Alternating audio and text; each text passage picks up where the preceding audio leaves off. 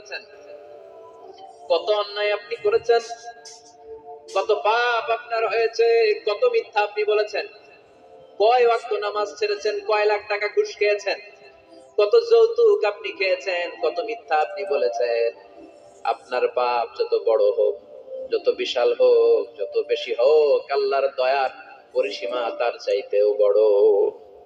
আপনার পাপ, আপনার অন্যায়, আপনার জুলুমগুলো যদি হয় খালের পানির সমান, বিলের পানির সমান, আল্লাহর দয়া সাগরের পানির সমান।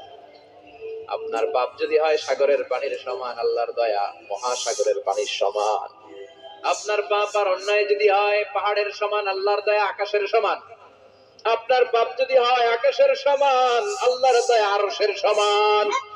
এজন্য আল্লাহ বললেন, ইয়া আইয়ুহাল্লাযীনা আমানু তুবু ইলাল্লাহি তাওবাতান নাসুহা। ও আমার গোলাম,